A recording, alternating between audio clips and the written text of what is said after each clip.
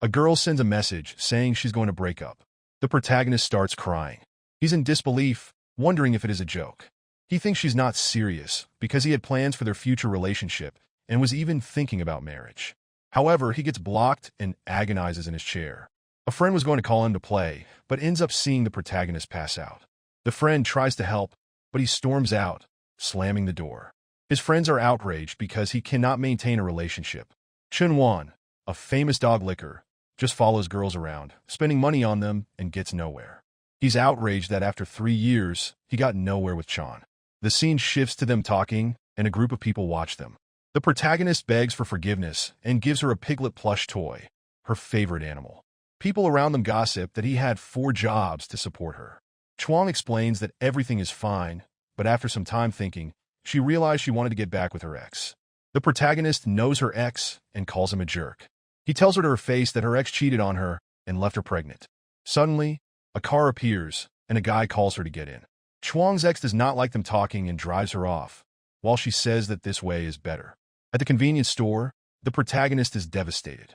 As a bootlicker, he thinks he will never have a relationship. But then, a system appears showing his information, named Chen Yuan, with 230 Chinese coins in personal wealth and 1 strength point. However, it also shows another piece of information, saying he has 90 billion Chinese coins to be a dog licker. He wonders what's happening. A girl approaches him, asking if something is wrong with him because he keeps staring at her chest. The protagonist looks at her and starts analyzing her stats. The system shows her name is IU. She is 21 years old, 165 centimeters tall, weighs 49 kilograms, and is almost an 8 in appearance. Her favorability towards the protagonist is -50. The system informs him that if a chosen woman reaches 95 favorability points, she can become his bootlicker. The protagonist is confused, wondering if he has to use the 90 billion given by the system on women. The system informs him that the 90 billion coins can be spent and that they have been credited to his card. It also states that they only work on women, and when he reaches 95 favorability points, he earns 1/10 of the spent value back, along with some other rewards. Now convinced, the protagonist invites IU to eat, saying he will pay for everything. The system informs him that everything is set. He can spend on her when he reaches 95 favorability points with a girl. He also gets 5 points as a reward, which can be used to enhance his abilities. The girl looks at him and asks, "Are you trying to show off your wealth?" Chol Lu is unsure if he is trying to flirt with her and if he can succeed. The protagonist keeps staring at Seoul and remembers that she is very powerful, since she made a guy spend more than 30,000 with just 3 words. He responds to her provocation, saying that if she does not test him, she will not find out. She then accepts and tells him to buy snacks for everyone in the class. True Lu looks down on him, thinking he dresses like a beggar and yet wants to flirt with her. So, she will have to teach him a lesson. But the protagonist spends 50,000 without worry. A group of people who were speaking ill of him realize he is rich, but does not dress like it. The protagonist tells her, "Relax, that amount is nothing to me." Not being a fool, he asks her to add him.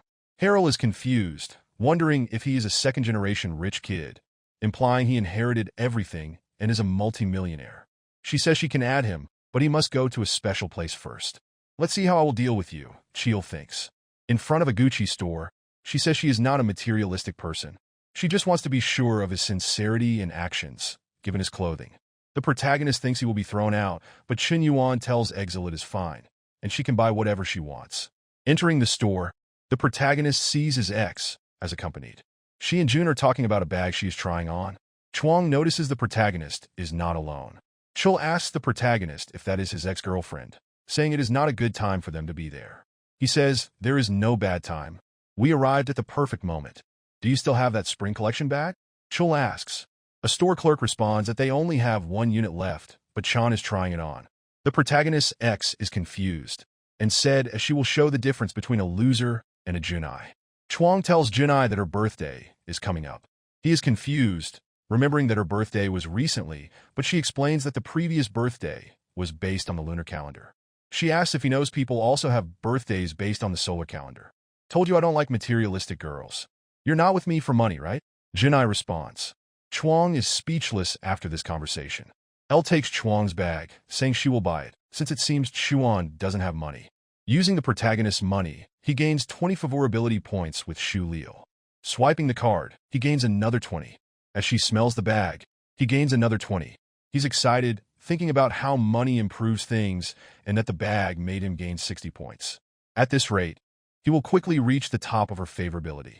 The problem is, if he reaches 95 favorability with her without spending much, only buying those cheap bags, he won't get much money back.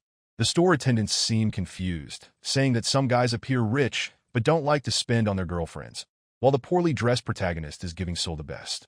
Chuang is left humiliated on the floor while Sol stands there, saying that a bag is like a boyfriend, it's good to hold on tightly.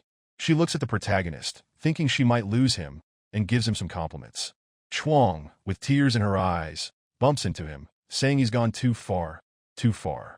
"Ha, Chuang, you still have a lot to suffer," the protagonist says. But with her aggressive move, the protagonist activated the system's second relationship. It begins to show her information. Name is Chan, 21 years old, 163 centimeters tall, weighing 49 kilograms. She has a slightly higher rating and has -10 favorability, with the same goal of 95 favorability. "Are you lead? Did I do a good job? Didn't I? Where are we going now?" Shalal says. The protagonist says the night is just starting and he has plenty of money, asking if she is satisfied. Just one bag, and she starts grabbing everything she can, ending up full of bags. The protagonist gives the card. The store attendants say they will deliver to the address after the purchase is finalized. Qin Yuan keeps getting favorability with Sol, another 5 points, swipes the card another 5, and swipes the card another 5. Shu gets tired of buying clothes and doesn't even know where she will put all of it. Not enough space? Doesn't matter. I'll buy you a house, says the protagonist, but this made him lose some favorability.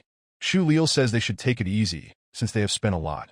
The protagonist understands. He scared her and that it's not normal for someone to buy a house for another person so quickly, even for a multimillionaire. Sol, a junior at the Fine Arts College, 21 years old, 49 kilograms, and her favorite color is black, the protagonist says, implying he knows her well. He asks the store attendant if they have a card he can give to her. She says they do. Then the protagonist asks to put 500,000 credits on the card for Sol to spend whenever she wants. Qin Yuan gives the card as an apology for the misunderstanding. She blushes and feels happy. He whispers in her ear that if she can't resist, she should just give in to him. "Oh, you bad boy. You're a bad boy, my god," Chul says, and he gains another 30 favorability points. The store attendants go crazy over how attentive and caring he is with her. The protagonist says having money makes it much easier to flirt with people. Cool asks him, "Even though you buy a lot for her, you don't buy clothes for yourself?" The protagonist replies, "I don't have much money." Shu, wanting to impress the protagonist, takes him to buy some clothes. She starts spending the 50,000 her father sent. She pays for a haircut, some clothes, and sneakers. Shulu is impressed seeing the protagonist with a new haircut and sneakers. He gains another 5 favorability points, another 5, and another 5.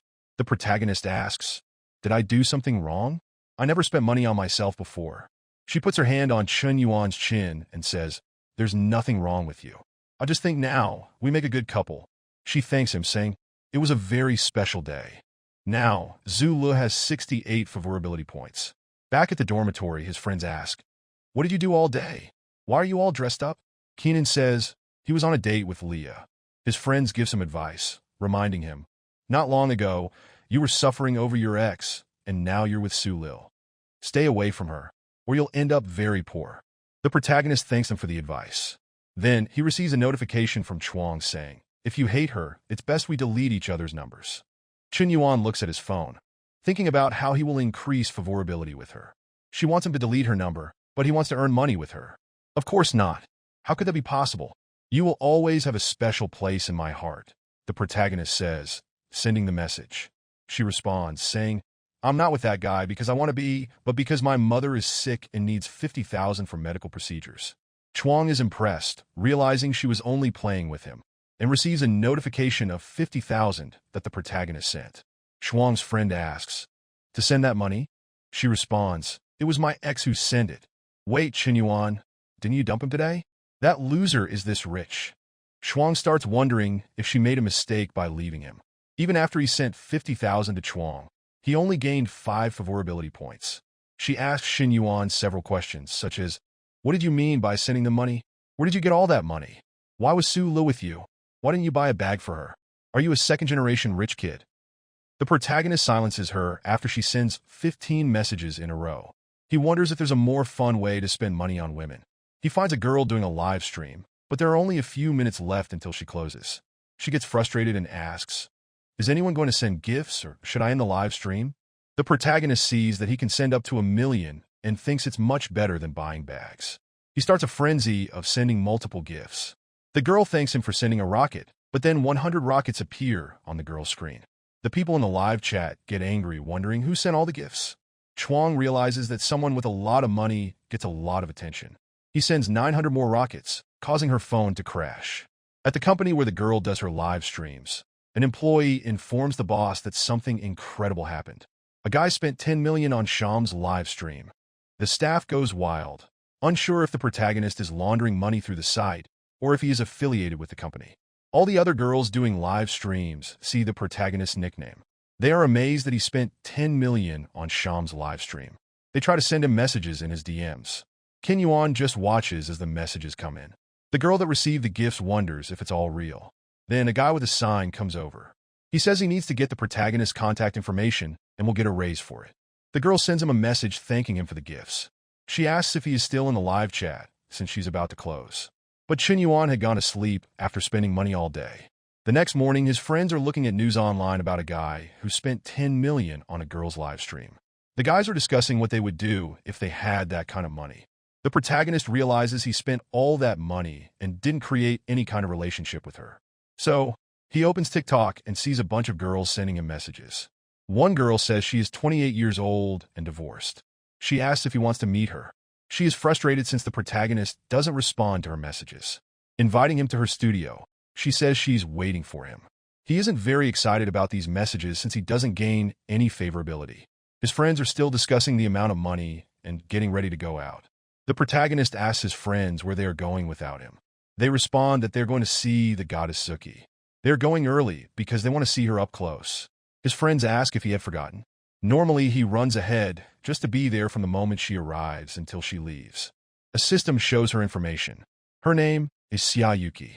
She is the beauty of human campus, the vice president of the student council, and the dream of all the students. She's level 10 in piano, an athlete, a professional in ballet and fencing.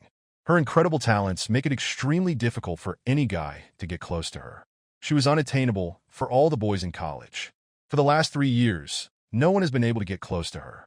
The protagonist feels challenged, since she is the most difficult girl. This means he will have to spend more money. Chuang is nearby, talking to a friend. He says that Chim Yuan only learned how to dress up after they broke up. He says she's afraid he and Junkai will fight because of her. Her favorability is only going up, gains another 10, and gains another 10. The protagonist is annoyed, saying that favorability is only going up because he dressed up, but it's all nonsense. His real focus is Sayuki. One of the guys nearby is talking about wanting to see how his boss will win over the goddess, Ziyuki. He says she will fall in love with him. He approaches her, asking for her contact information. Another guy comes up, asking what he is doing. He doesn't care about what that guy is saying and continues talking to her. He insists that she adds him, saying he wants to get to know her better and be friends with her. The angry guy demands to know if he is looking for trouble and what he plans to do with Yuki.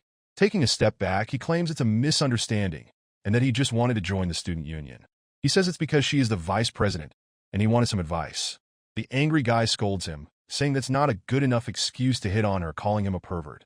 But the protagonist, undeterred, asks if she can add him on Snapchat. She looks puzzled, wondering why so much is happening. The protagonist remains confident that she will add him. The president says he is bold, courageous, for putting himself out there for everyone to mock. The other guy admits the protagonist is even more handsome than the last one. He asks if he wants to join the student union. The protagonist replies no, he doesn't care about the student union. The guy is confused why he wants her snap. Ken Yuan says he just wants to pursue her. Students from another class watch, noting another guy trying to talk to her. But at least the protagonist is bold. Sayuki decides to give him her contact information. Chuang's friend asks, "What's going on between them? I like beautiful women. Why should I hide that?" Sometimes the simplest approach is the most effective. What one doesn't like is being pursued, says the protagonist. It shows that he has formed a bootlicker relationship with her, but with zero favorability. He's happy but confused, since she gave her contact to someone with zero favorability. Outside the class, his friends say he nailed it by getting Yuki's contact. He used to seem like a bootlicker, but now he looks confident. One of the protagonist's friends jokes that if he gets close to the president, he will have to introduce them to her friends. The protagonist doubts he will manage to talk to her. He says they are exaggerating since she's the most beautiful girl on campus. A guy behind him yells, calling him a loser. But he admits he has good sense, revealing himself as the one who tried to hit on her and got rejected. Keenan says he is the most professional of all and that the protagonist has much to learn from him. The guy starts mocking him, saying he is proud for nothing since he only got her number. He asks if Chinyuan knows him, but the protagonist just laughs in his face. Then, Sol appears asking why Chinyuan took so long and saying she's been waiting for him for a long time. Everyone is shocked that Sue, known for rejecting all kinds of guys, was waiting for this guy. The protagonist invites Ayu to eat as an apology for making her wait. Chul asks if she looks pretty in the clothes he bought her. Meanwhile, Chuang, very angry, listens nearby. The protagonist replies that no girl looks pretty just because of clothes. The couple walks off, everyone watching them. The rejected guy says he doesn't understand. He was just one step behind the protagonist. But he stops complaining when he sees Chuan nearby, asking who that girl was. Chil hands him a drawing she made of him, saying she stayed up all night drawing, and if he throws it away, she will never forgive him. The protagonist says it's the first time since he was born that he's received a gift from a girl, and she asks if he liked it. He stares at her and asks if all this is just a game to keep him. July wonders if he liked the drawing, as he doesn't seem very happy. He asks if she will give him better gifts in the future than just drawings. She gets angry and asks for the drawing back. He says he won't return it and will keep it as a family heirloom. The protagonist tells her he likes her more as a person than any gift she could give. She's impressed by how good he is at flirting, another 5 favorability points. The protagonist thinks she wants him to become her pet, but he plans to use her to make more money. A guy interrupts asking if Sue isn't going to do her nails. He asks who the protagonist is, and he is rich.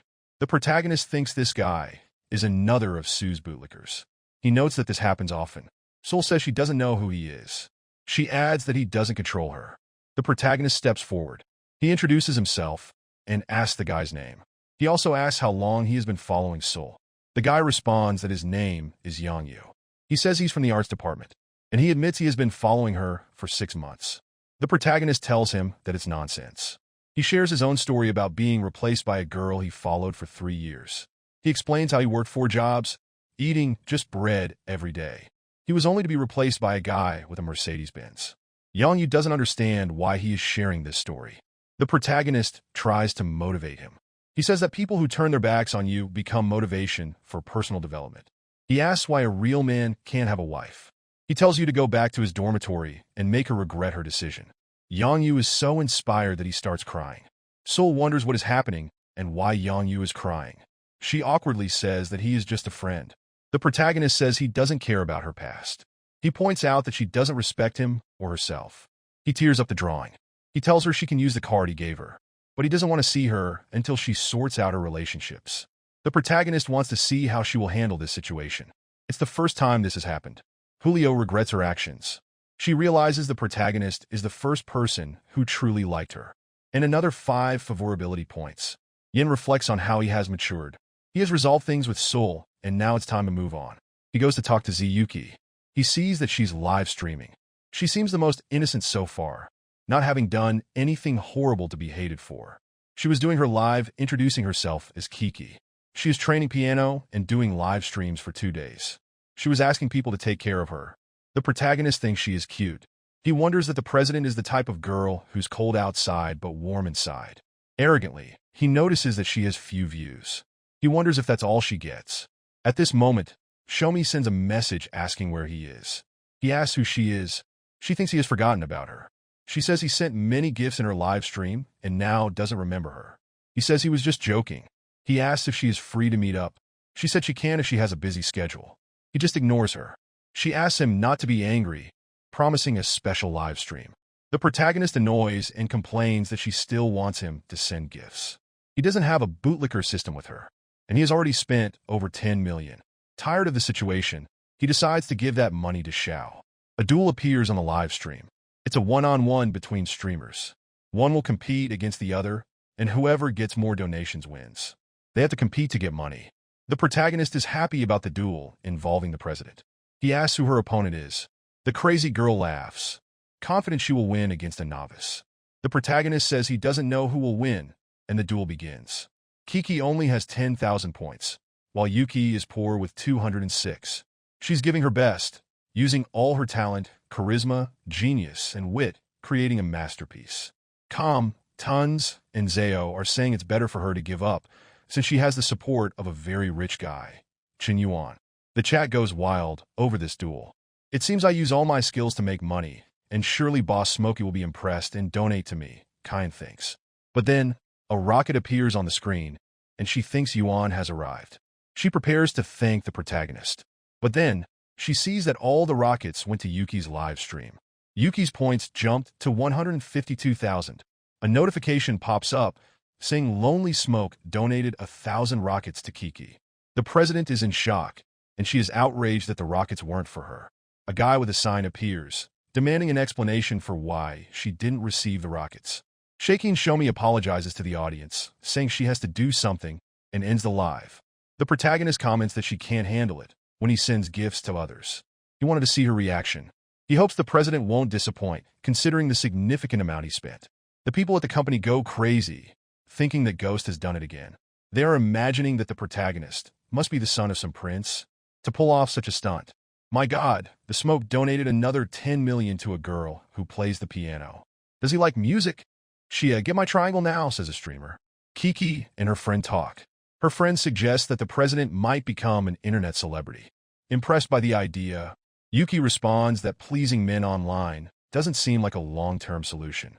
She emphasizes that the most important thing for a woman is to have a financially and personally independent career. Kiki's friend asks if she knows the guy, but she has no idea who it was. Kiki tells her friend she wants to send a thank you message for the gifts. Her friend is indignant, reminding her that she said she didn't want to get involved with anyone. Then she exclaims, saying, maybe she knows the guy, thinking he must be the son of someone very wealthy. She speculates that he must be extremely talented and raised in an extremely rich family. But she thinks he prefers to live an ordinary life, thus finding a common girl and deciding to like her as a common man. She explains to her friend, saying, it must be that. Her friend dismisses it, saying, you've been watching too many dramas. Kiki imagines how difficult his life must be, pretending to be an ordinary guy. Her friend tells her to go to sleep, saying, it's late. But Kiki really wants to thank Shun. The protagonist looks at his phone and sees a message from a girl asking if he's free to eat. He says he wants to eat his favorite dish, crayfish. She agrees and says she'll meet him at the school gate in the afternoon. She didn't ask where I got the money for the gifts, just invited me to dinner. I want to see what she's up to, he thinks, staring at his phone. The next morning, the protagonist arrives at school on his scooter. A guy standing by a Mercedes asks if he's waiting for someone. The protagonist asks if he is waiting for someone too. The guy says he's waiting for his girlfriend. Then, the pianist arrives. The guy tells the protagonist not to look too much, because to win over someone like her, you need to work hard and have a lot of money, or he will take all the beautiful girls. Kiki sees the protagonist and imagines him as a hero on a motorcycle. She runs towards him. The guy thinks, you think you can get into my car? But then she goes to the protagonist's scooter, and the guy is stunned. He wonders, what's the point of having so much money? They ride off on the scooter, and she imagines herself as his fiancé. They arrive at the restaurant. They order some spicy crayfish. The dish arrives, and they think it must be wonderful. The protagonist romantically arranges the table for her. She thinks he hasn't forgotten how to be a gentleman, even with the opportunity to go to expensive restaurants, giving off a noble family vibe and being disciplined. The protagonist is eating the small crayfish. She comments that it must be the smallest crayfish he has ever eaten. Kiki is impressed that Chin Yuan is eating with her, thinking he wants to live a peaceful life without much worry, and says he is as gentle as a flower. The protagonist wonders why he suddenly gained another 10 favorability points. Then, Kiki offers to feed him, saying she peeled the crayfish for him. Just as he is about to eat, someone arrives. It's Chuang again, wondering if she saw Kiki feeding Chin the crayfish. She turns to her boyfriend and says, the place is crowded, and suggests they find a better spot. But the guy asks if the rest is crowded or full of familiar faces, saying he doesn't mind eating in a crowded place. Chuang's boyfriend walks up to the protagonist's table and throws $500 at him. It's for you to get up, so we can sit here, he says. What the hell does he think? Does he think this is cool? The protagonist wonders. The guy throws more money, telling him to leave quickly. Do you want more? He asks. Kiki, holding her bag in anger, looks furious. The protagonist sees Kiki is upset, thinking it's because of the guy. She is stressed, wondering where this guy came from, to ruin their perfect date. The guy pulls out more money, saying he has much more, to make him leave. A staff member offers to take the money and find them a table. His only anger is Chuang's boyfriend. He says he wants to eat at that table. Then, someone hits him with a handbag. A previously unknown woman pretends it was an accident. Angry, Chun is confused about what's happening. The blonde guy seems to know the woman and calls her by name, Chakum. He asks what she's doing there. She angrily says that if she wasn't there, she wouldn't have caught him cheating, already cursing him. The guy says she's misunderstanding and that he can't cheat on her since she's everything to him. Ken's admirer are just watching. She pulls the blonde's hair, blaming her for using her body to seduce him. The girl cries, saying he invited her and lied about being single. The guy says she's making up stories and slaps her face. She collapses on the floor, devastated. He moves to slap her head, but his hand is stopped. He hit a woman? Ah, you really enjoy embarrassing yourself, don't you? The protagonist says. And Lonely Smoke gains another 20 favorability points. Kaut says the protagonist really loves her. The protagonist keeps gaining favorability. Another 20 favorability points with Chan. The second target of the bootlicker system reached over 95 points. The system congratulates Chun Yuan, saying he successfully reversed the bootlicker situation. It shows that Chun Yuan spent 50,000 on the second target and informs him that you will receive 5,000 in return. Chuan has been converted into the protagonist's bootlicker, and he gains 20 strength points. Chun Yuan allocates 10 points to strength and 10 points to fitness. He flexes his arm. The blonde guy demands that Chun let go of his arm and grabs a bottle, threatening to kill him. Chun steps and says the guy is annoying, then punches the bottle, and the guy, sending him flying. The guy falls to the ground, looking defeated. Chun says that depending on a woman is not shameful, but hitting a woman while doing so makes one despicable. The blonde is biting his lips, clutching a balloon popper. The girl at Chun Yuan is nervous, urging him to end it quickly. Chan's boyfriend charges at the protagonist. But thanks to his new points, Chun dodges quickly, causing the blonde guy to hit his elbow and collapse to the ground. Everyone eating in the food court is nervous. The blonde guy is on the ground, foaming at the mouth. Chun walks away with his hand in his pocket. The young girl beside him, Chuang, now a bootlicker, watches and clings to Chun's leg, begging for forgiveness and a second chance. Cold and calculating, Chun reminds her of the guy who ran over 10 kilometers with her on his back at 3 a.m. to take her to the hospital. The one who saved money for half a year to buy her a phone, only for her to ignore it because it wasn't the latest model. And the one who, despite knowing all her unnecessary vanity, always thought of her as a good person. He tells her that all those guys are dead. Outside, talking with the president, he apologizes for everything that happened. She says calling her president is too formal and that he can call her Kiki. She says it didn't bother her and that she saw a different side of someone. She thinks Shin Yuan is more intriguing the more she gets to know him, imagining that he will bring countless surprises to her. Arriving home, Chuang is crying, soaked from the rain. Her friend asks why she didn't use an umbrella. Chuang is too nervous to speak currently. Her friend then asks if it was the protagonist, saying she heard he gave 10 million to Xiao in her live stream. She says, Chun Yuan may not look like it, but he's very rich. What? More than 10 million? Where did you hear this? Is it true? Chuan asks. Yes, Joe's classmates spread the news to everyone, her friend replies. She can't believe what her friend is saying. She screams Chuan's name for everyone to hear in the room. The protagonist's friends are playing mobile League of Legends. They asked how he's so good, winning 18 matches in a row. The protagonist hadn't imagined that adding 20 attribute points would make him so good at online games. A guy with a cool hairstyle suggests that with this talent, he could become a streamer, earning millions and getting some hype. He is amazed at the power the attribute points have given him. Looking at himself, he wonders who will benefit from his body next. At the door, his friends shout for him to come out. His phone is ringing. Juan wonders what tactics she will use to manipulate him now. The protagonist answers the phone, but he is cold. Hello, Miss Sulu, is there something you need to inform me about? The protagonist answers. She starts crying, saying she doesn't know what to do. It shows her in an abandoned room, full of Chuan's purchases. She asks to borrow 500,000 from him.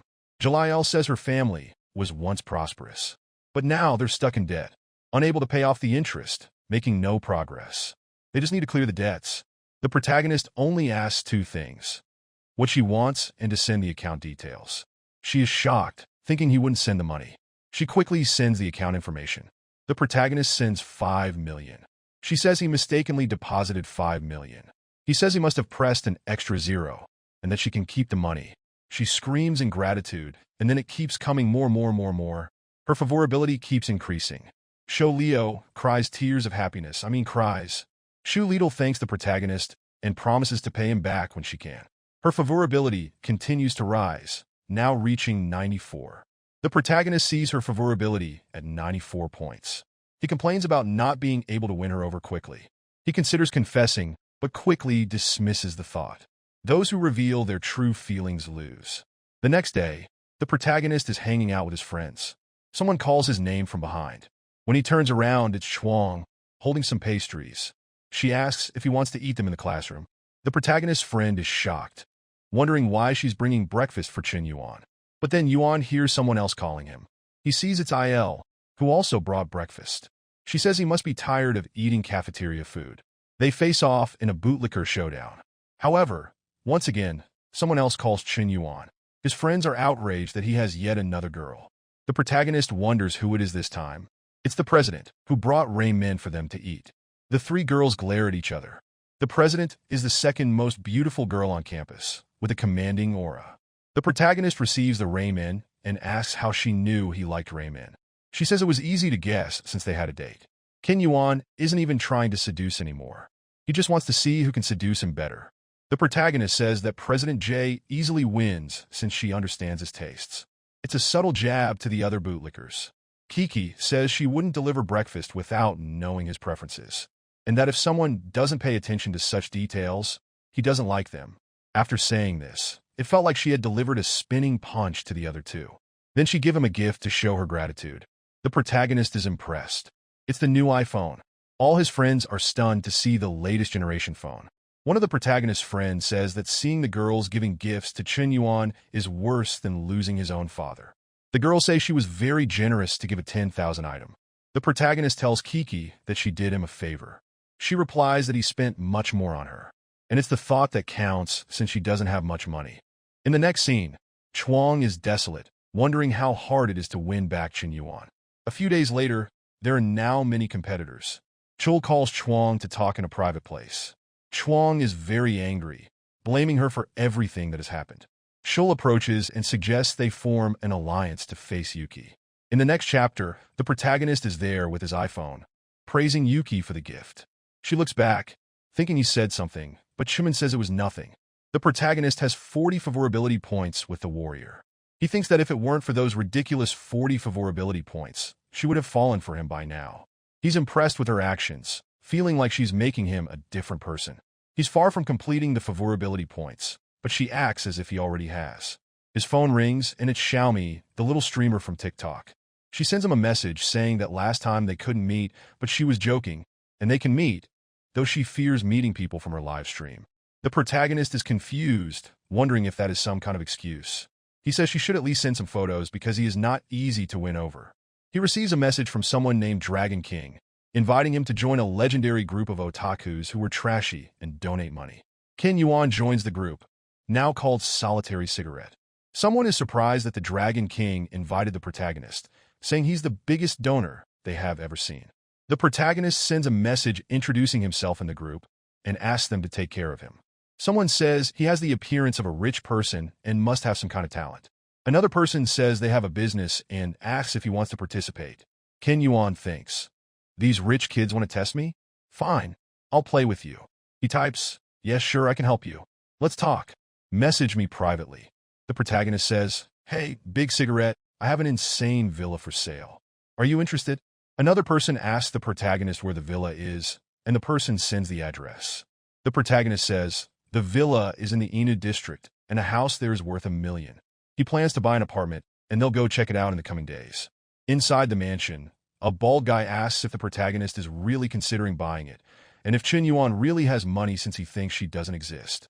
The protagonist receives the address and wonders how much favorability he would gain if he gives this villa to her. The next day, arriving at the villa with the president by his side, She asks why he brought her to the villa so suddenly. "Hey, you must be Brother Lou's cigarette, right?" says the guard with the illustrated head. The protagonist recognizes the face and gives him a hug.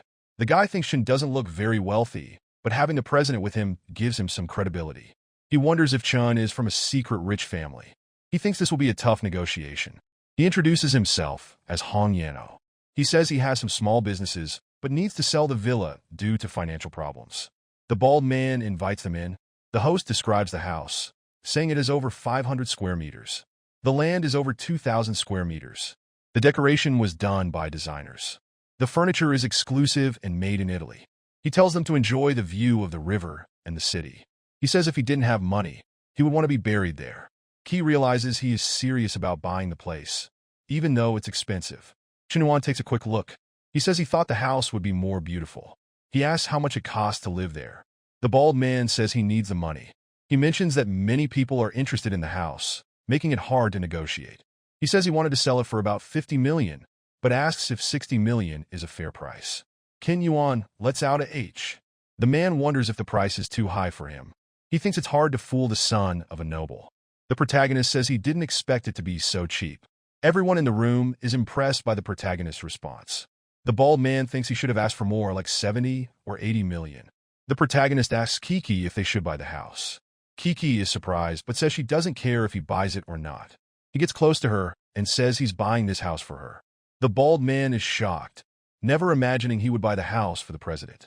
Kiki stands there like a statue, stunned, saying 60 million is too much. She imagines Chun Yuan locking her in the basement, tying her up. She apologizes, saying she can't accept such a gift. The protagonist takes her hand, asking her to listen to him. He explains that there's a restriction on the number of properties he can own. He has several houses. He was thinking of transferring this one to her name. That way, she will have her own house. She imagines doing crazy things with him. The protagonist whispers, asking if she thinks relationships are important. He says everything he has is also hers, getting another 10 favorability points, another 10, and another 10. He reaches 90, just 5 more to go. The protagonist thinks he deserves an Oscar. He says his acting skills are improving. The blonde girl nudges the bald man.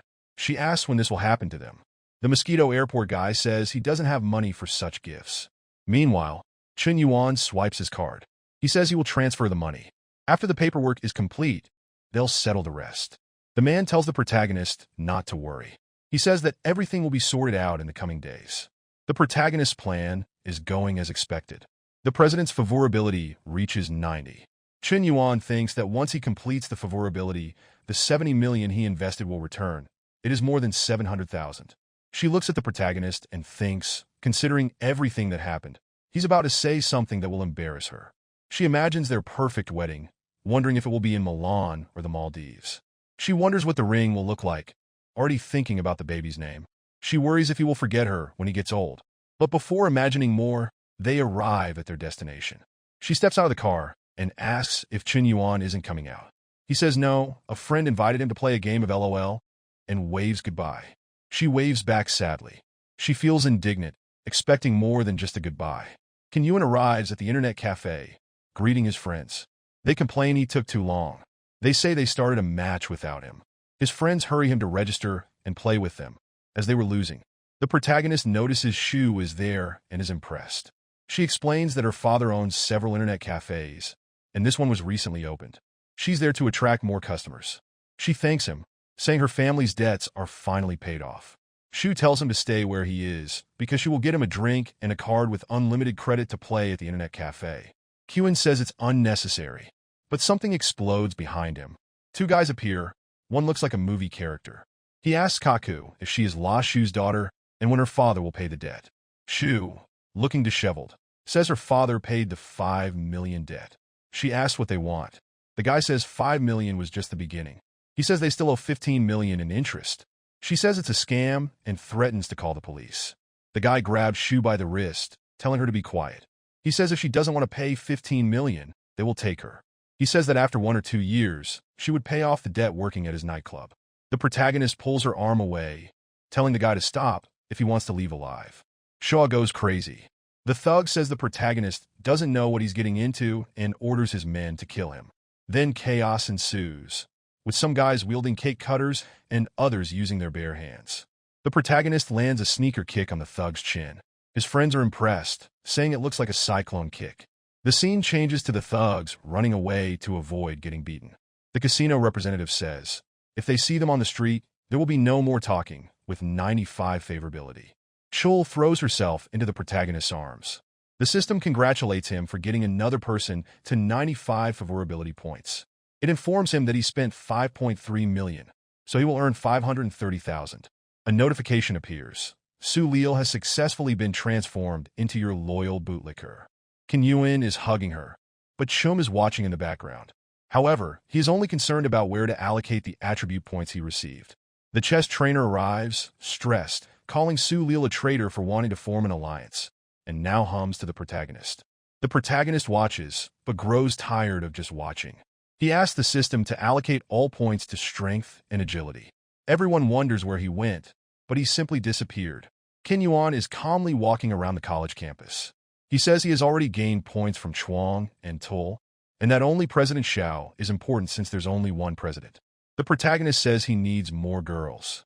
Someone approaches, tapping him on the back, asking if he can move aside as the track team needs that area, and it would be good if he didn't stay there. Kanan says she's bold but sincere. The protagonist asks for her contact information, but someone else said she is already in a relationship and advises him to leave if he doesn't want trouble. Kanan stares, wondering if he has seen that guy before. He has a flashback and remembers that this thug was beating him up. He tells him to look at himself before criticizing others, and asks why he was chasing after Zhao. Remembering everything, he says it's easy to find old enemies. The protagonist activates the system on the guy's girlfriend. The system shows her information, stating her name is Haijing. She is 19 years old, 1.69 meters tall, weighs 50 kilograms, and has an appearance rating of 8.2. Her current favorability is -5. Considering the difficulty, the system will grant more attribute enhancement points. Kim Yuan celebrates, saying he can get 22 points. The jealous guy is in line for the race. People wonder who that guy is in the last lane, saying they have never seen him run. The race starts and the guy runs, saying it's too easy, he must be racing ants. But he doesn't realize the protagonist is passing him at flash speed, leaving only smoke. Kim Yuen asks Lin to watch as the protagonist will win in the sporty train for his whole life. The guy, almost exploding with rage, asks if Qin Yuan is underestimating him. He doesn't realize, but the protagonist gaps him entirely, wondering how this is possible. The protagonist mocks the guy, saying, "You trained for a decade, only to lose to a week's worth of favorability points." The crowd goes wild. Everyone is impressed that in 15 seconds, he's on his 5th lap. Kim Yuan arises happily at the finish line. The most loyal girl in all of China is impressed that Ling lost. The announcer says, "Something incredible is happening before our eyes. A new champion who will break any existing records." A muscular professor approaches the protagonist, saying, "Qin Yuan, you have extraordinary abilities. Do you want to join the track team? With a little more training, you can reach the national championship." The humiliated guy asks, "Wasn't that spot already mine?" The protagonist mocks Ling, asking, "Was that spot yours?" "Well, it isn't anymore." The last romantic girl in China imagines that the protagonist is a professional runner. With that, she gains 5 favorability points. The loser approaches and asks if she was thinking about something else. She says, "No, I was just worried about him." Another 5 favorability points, and another 5 favorability points. Kiki is back in her room. Her friend asks, "Where were you?" Kiki asks, "Didn't you know that the protagonist bought me a house?" She is shocked by the news and asks, "He really bought a house for me?" She explains, "I was busy visiting the house with him, and it cost 60 million in Anku." Her friend wonders, how can a president be so lucky and yet so naive? She picks up her phone and sees something happening on the forums, calling Kiki to see it too. The rumor says that Chun Yuan from our university is human trash and involved in multiple relationships simultaneously. The two of them look at each other. One wonders, is he really trash? Saying, he was just spending money, and then it's all slander. 3 cheese puff eaters are celebrating, saying, "We are going to ruin the protagonist's reputation."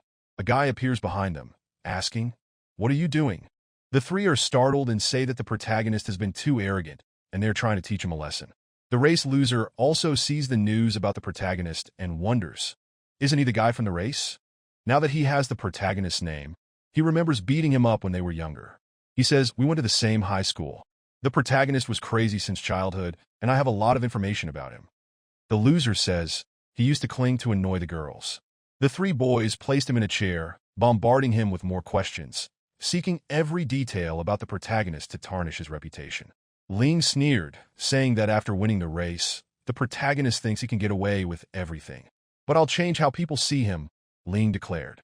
"You and the coach might want to protect him, but everyone will know he's the loser of the university." The news soon spread, branding the protagonist as the biggest loser.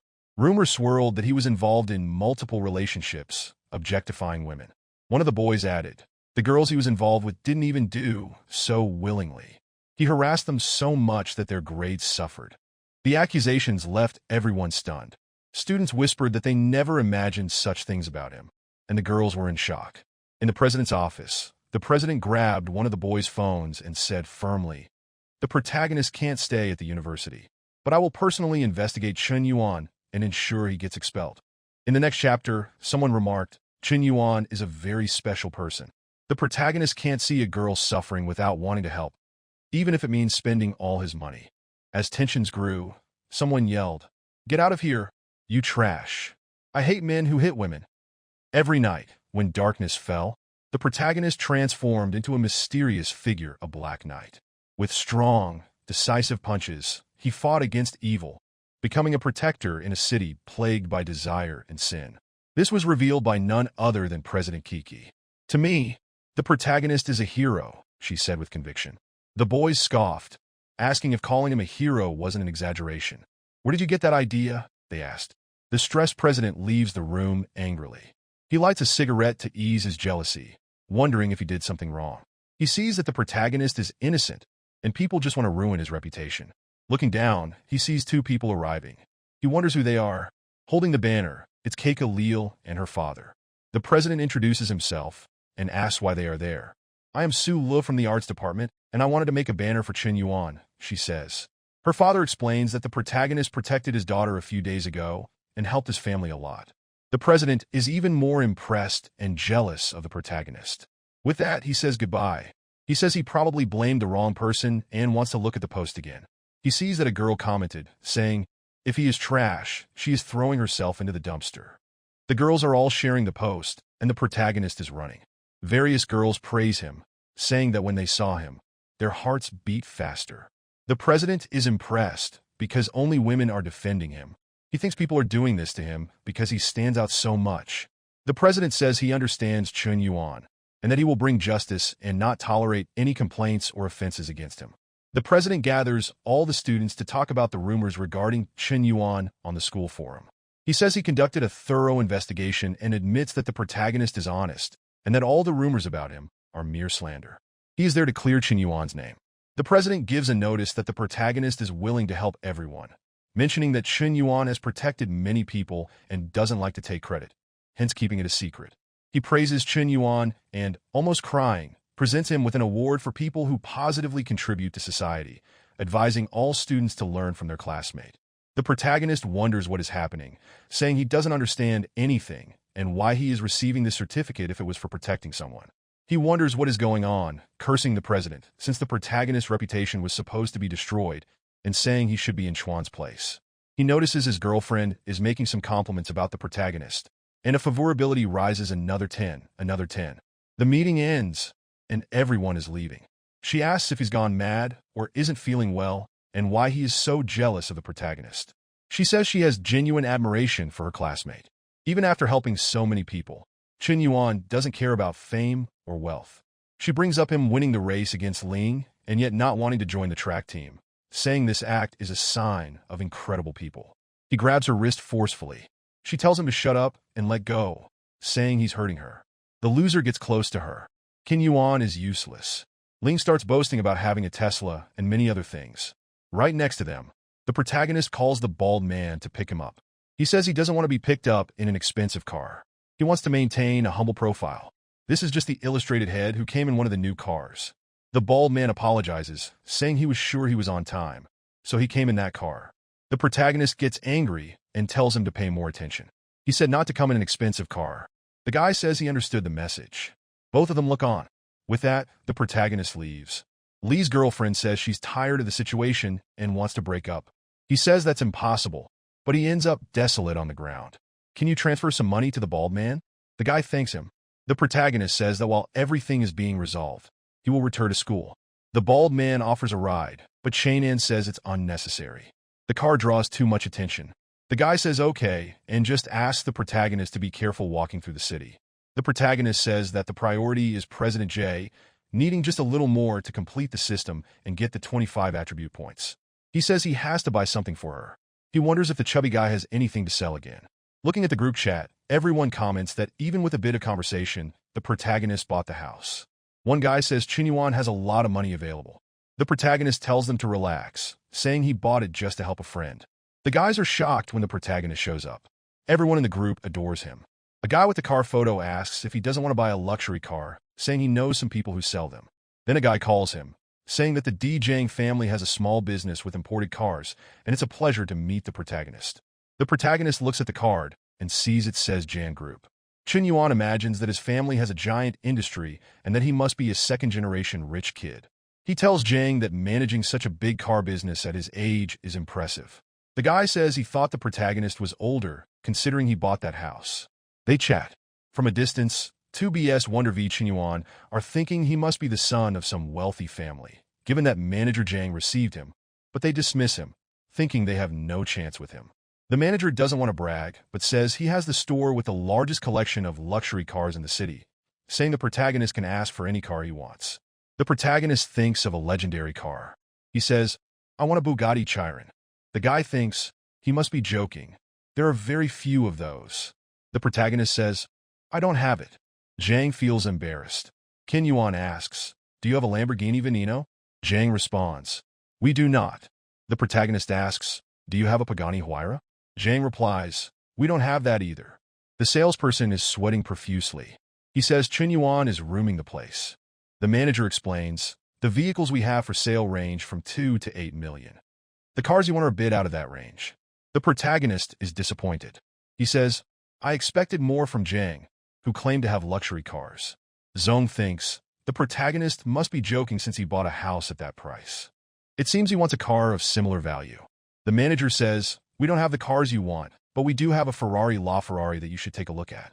He mentions, it is one of Ferrari's rarest cars with a V12 engine producing 800 horsepower, dual transmission, and it goes from 0 to 100 kilometers per hour in under 3 seconds, costing only 22 million.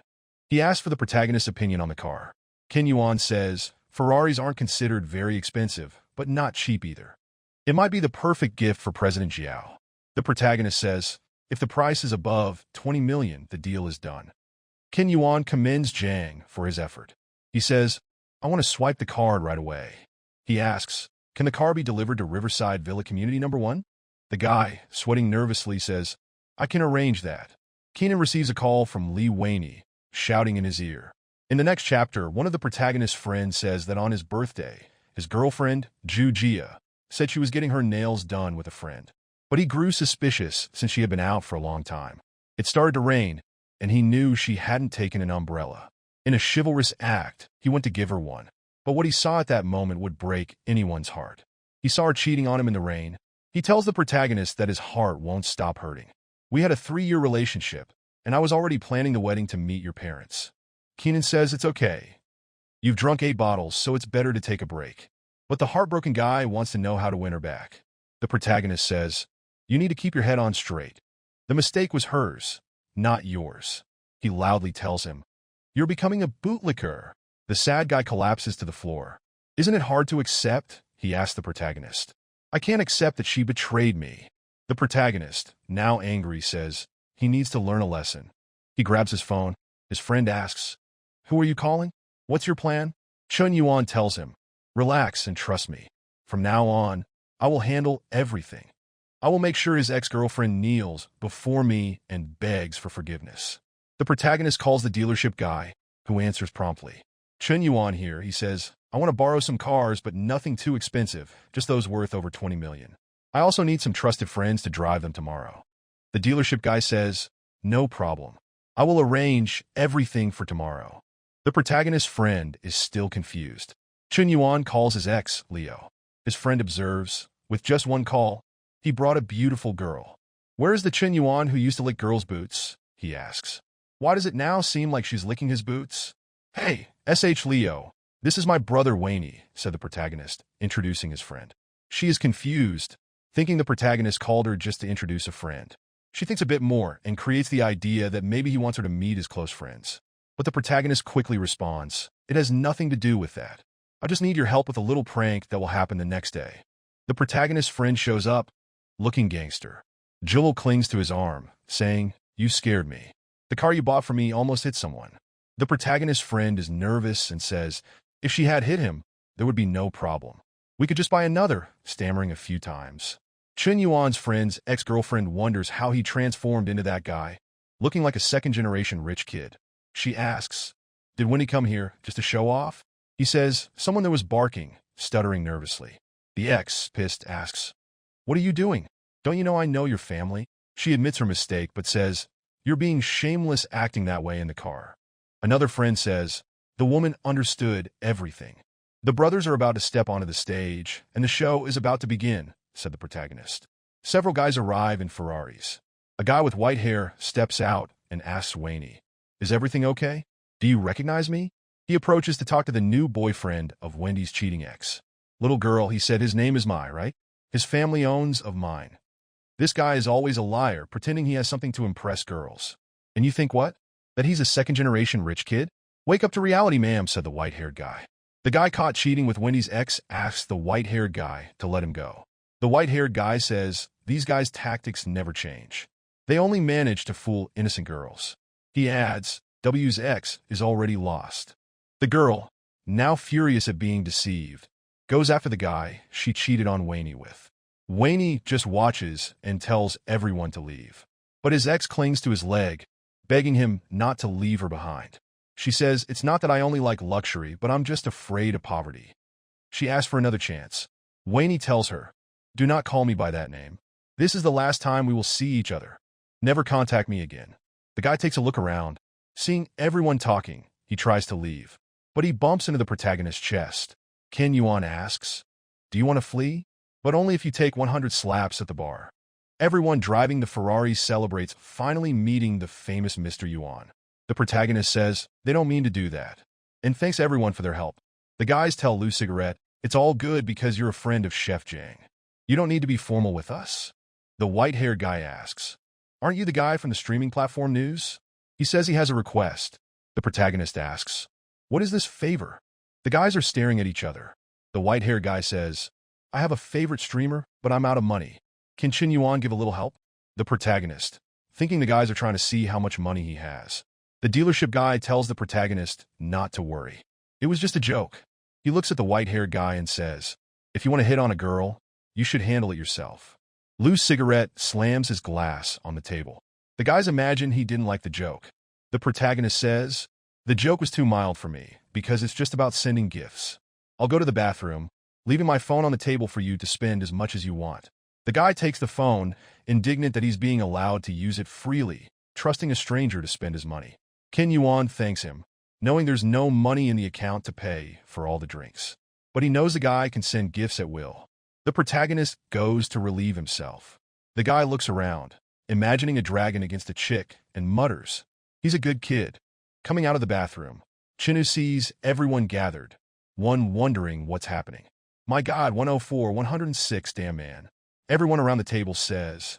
The protagonist arrives at the table, asking, why are you acting like that? The white-haired guy gets nervous and returns the phone. The protagonist calls him weak because he spent only 20 million while he was in the bathroom. The guys go crazy, wondering if he has more money than a bank. The protagonist is indignant that he only spent 13 million. He says, not even 20 million. He continues, I'll spend 60 million. The guy grabs his hand, saying, it's enough. She won't be comfortable with all that money. The dealership guy arrives and tells the white-haired guy that he couldn't win. He proposes a toast. Chief Wan. The guy starts the toast. Honorable Chief Yin, from now on, I follow your leadership. The onlookers wonder who the guy in the middle of the circle is. They say the white-haired guy is quite rich, but he seems to be getting involved with the protagonist. Chuan's phone rings. He takes a look, bidding farewell to the group. The Bluegar guy realizes the protagonist's plan and says he's running away because he doesn't want to pay the bill. But another guy calls him crazy and asks, "Didn't you see the money he spent in front of us?" The guy just agrees. The message was from the little streamer, saying she's in town and can't wait to meet him. The protagonist says, "I'm free tomorrow," and sends her some kisses. Chen Yuan gives a stare and says that after a long time, he will reap the rewards of his kindness. Arriving, she thinks it will just be a date, and that with her charm, she won't have any problems. The next chapter starts with a huge message. It's from Chuan saying they can start over, and that she imagined them traveling the world, tasting all the dishes. But when she woke up, she saw she was alone and asked for his forgiveness. The protagonist blocked and deleted her contact because of his date with a little streamer.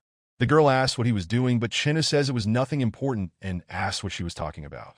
She remembers the boss scolding her, saying he spends more than all her fans in a day. He says even if she has to strip and put him to sleep, she must capture him.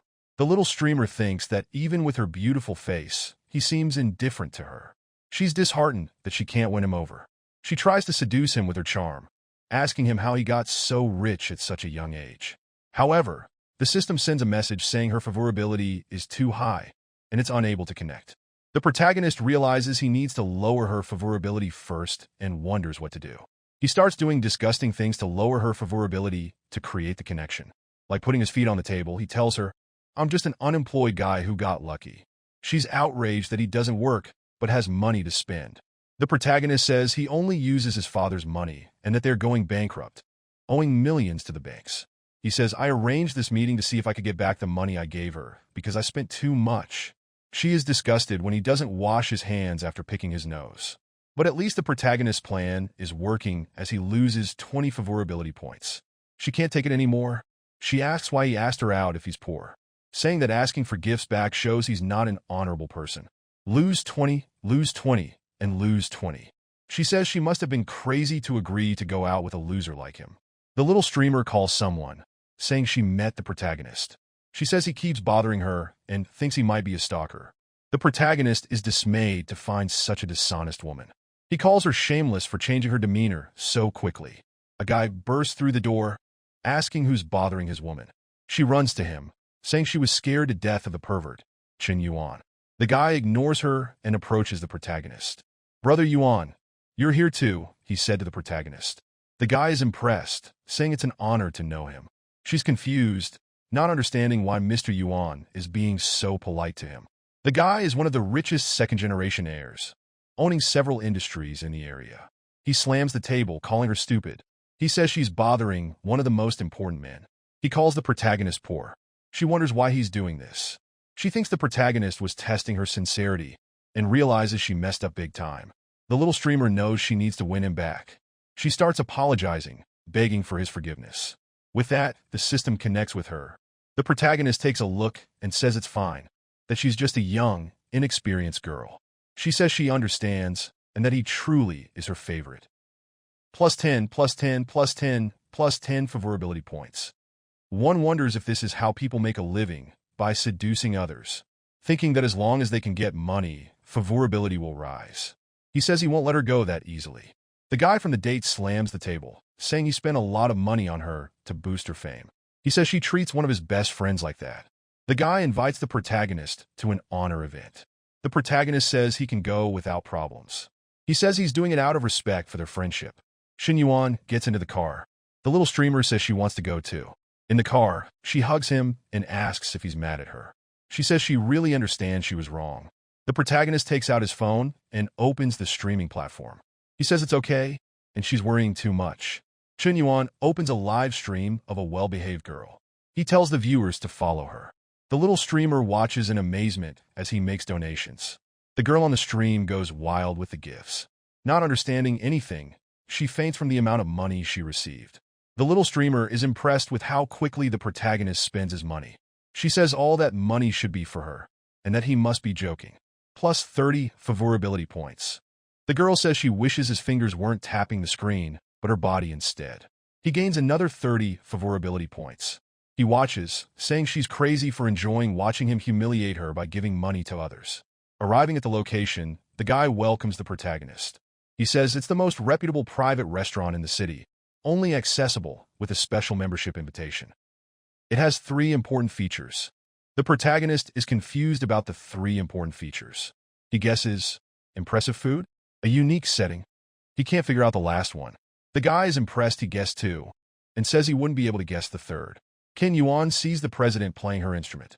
The guy says, that's the 3rd point, the chef's daughter, Jia Yuki. She stands up, and they exchange confused glances.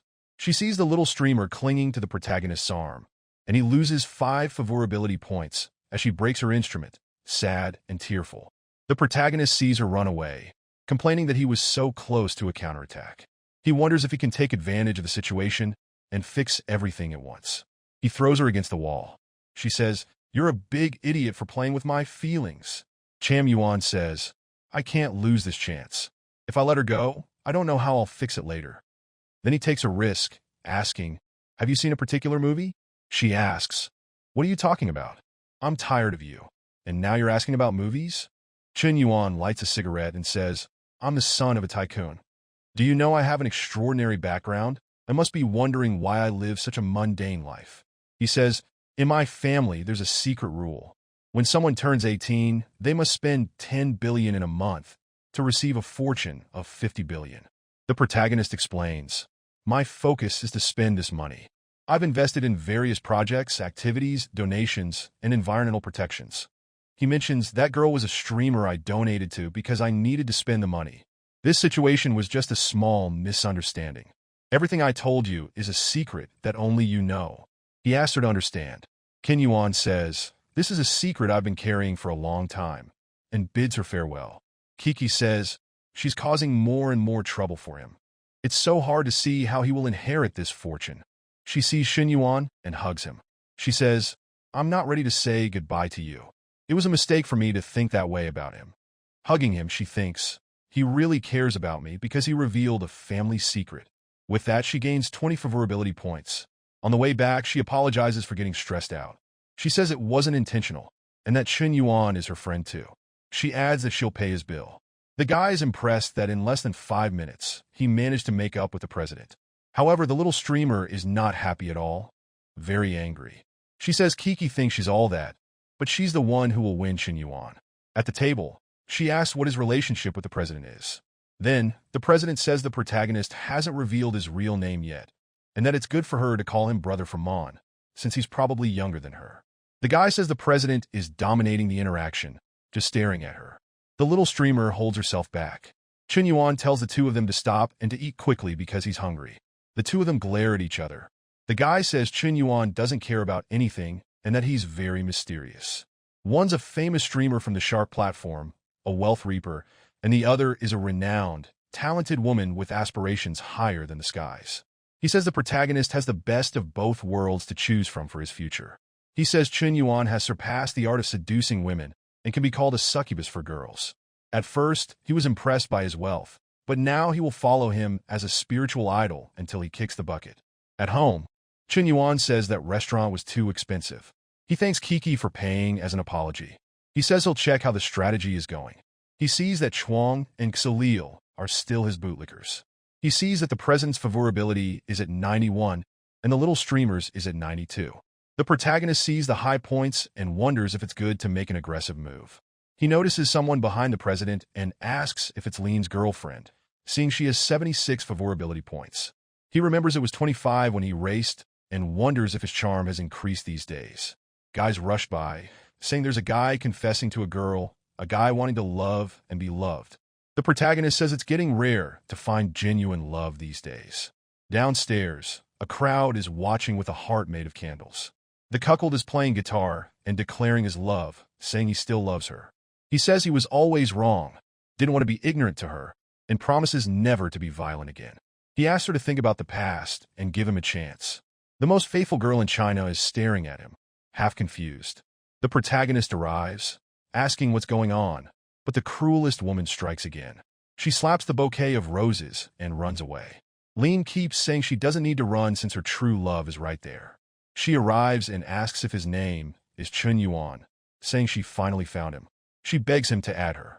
The guys go crazy, wondering why she's going to another guy. Lean says she disappointed him. The protagonist noticed his frustrated expression and asked if the situation was incomprehensible. Ling asked if he didn't want to close the coffin lid right away. Keenan admitted, "I've always been envious of his good looks and athletic talent." He continued, "He always won the hearts of girls, but now that I've lost, I'm panicking." He confessed, "The desire for victory consumed my mind and made me ignore my girlfriend's feelings. I pushed her away bit by bit, and now I'm on the ground, playing the victim." The protagonist admitted he was right and that it was his fault. Several girls were watching, wondering what was going on. They said, if he was aggressive, he doesn't deserve dimity. And if he treated her badly, there's nothing to resolve. The girl stared at the protagonist, saying he understands her. With that, her favorability reached 91. Even though Chen Yuan did nothing, he didn't give money, just looked at the girl a few times, and she already loved him. The president's friend said, she needs to find a way to talk to Kiki, to warn her that she's not the only one talking to the protagonist. She opened the door desperately, asking if she had any problems. She said that Chen Yuan was cheating on her and that she should stop everything because of it, while Kiki was doing her skincare routine, saying she was being cheated on. But Kiki said that was impossible, because Chen Yuan was a prince who would never betray her. Her friend was about to say he was downstairs talking about feelings with another girl, but Kiki interrupted her, saying it didn't matter if others confessed to him. However, she pointed to the phone and asked what she thought about him spending money on another woman. Once again, Kiki said it was okay. He had already informed her about it, and he had plenty of money. She patted her friend's head, saying that the most important thing in a relationship is trust. And he was telling her everything. The poor friend was devastated, thinking that her once smart friend was now completely deluded. Meanwhile, Chainan was dying of sleepiness. His friend was angry, asking, "Who gets sleepy in the middle of a mystery game?" In front of him were two girls with hearts on their faces, saying he could go back to sleep. And he looked so handsome unconscious, which was a bit dangerous, my friend said. His friend told him, "Understand that they are only here because you're handsome, so you need to help me get something too." But our protagonist wants to know, why is she here too? Obviously, the famous Chuang is eager to get back at the protagonist. His friend said he was worried about her because he heard she was going to the hospital a lot. Chen Yuan wondered if he had really gone that far. Remembering the first time he got the legendary rejection, he thinks she might really want to apologize. But it was her fault for acting that way.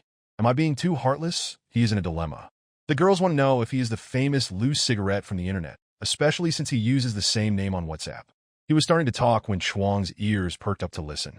Suddenly, a voice in the room said, if he really were that guy, he would let us use his head as a bowling ball. There was a guy in a blue suit who told him to stop comparing yourself to that rich guy. Chen Yuan seemed to recognize this guy. The same guy went up to CHW Tong and introduced himself as Lin Ta and asked for her contact. She was a bit embarrassed and shy. Clearly the girl is no good. Chen Yuan remembers that this guy always made his life miserable in high school, using his family's connections. But he is willing to let this guy show off, as he doesn't want everyone to know he has money. Looking at Chuang, he thinks it's time to test her. He stands next to Lin Ta and introduces him to everyone, saying he's a high-class guy with lots of money and successful businesses. He then explains to everyone that the reason he has a bit of money lately is only because of the demolition of his family home. Nothing more. Chuang is shocked to realize that Chen Yuan is not the famous loose cigarette. On the left side is a guy with many companies and wealth. On the right side is a poor guy who liked her a little. Her favorability starts to drop and her bootlicking system crashes with 15 points. But this makes the protagonist smile. Chuang runs to add the guy. She has a villainous look on her face, saying, even an idiot knows who the better option is. Lin Ta tells Chen Yuan that it's funny. The girl he introduced just added him. He gets close to Chen Yuan's ear and says, he got stepped on in the middle school style and will continue to get stepped on. Chen Yuan seems to notice something as Lin Ta leaves. He says he will pay the bill for everyone there while Chen Yuan starts to Joker laugh. Everyone wonders what's going on. He says it's nothing and that he just realized a few things.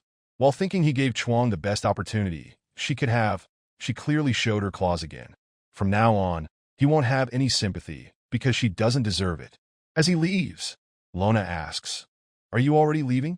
Tomorrow, we have our middle school reunion, she says. Kenyon thinks about it. Then he tells her, if it's just middle school people, I'll definitely show up. It will be in a fancy restaurant in room 888. The reunion is already happening, and everyone is happy.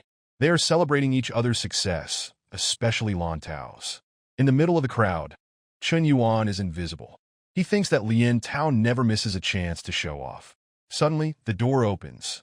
A girl with immense respect walks in. She apologizes. The taxi took a long time. Chen Yuan recognizes her as Xia Ruyu.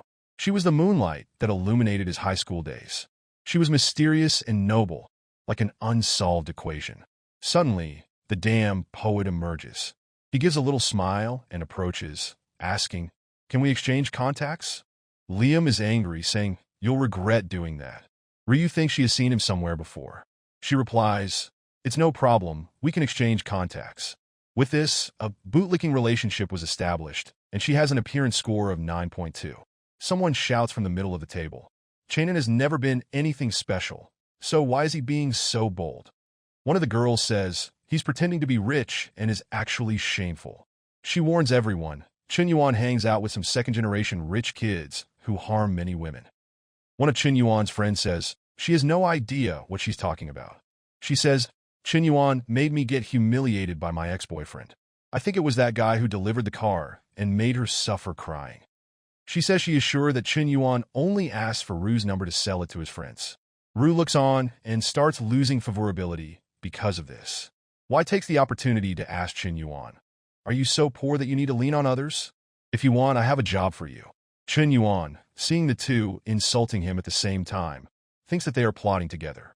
But if they are showing their faces, I will have to step on them, he thinks. He sends a message to Hen, telling him to come to this restaurant with a Ferrari. A while later, everyone is going downstairs to leave. Wai is confident that Chen Yuan and his friend will never show up here again. He asks Ru, "Do you want me to take you home?" She declines. An attendant approaches Yono, asking him to move his car. He gets angry. "How come I have to move it from the restaurant parking lot?" The guy tries to explain. After 9 p.m., the restaurant is reserved for VIPs only. Wai wonders who this so-called VIP is. Sitting in his car, he is impressed. In front of him is a Ferrari. He has only seen it in exhibits, costing over 20 million. Suddenly, he sees Jang Hazen getting out of the car and recognizes him.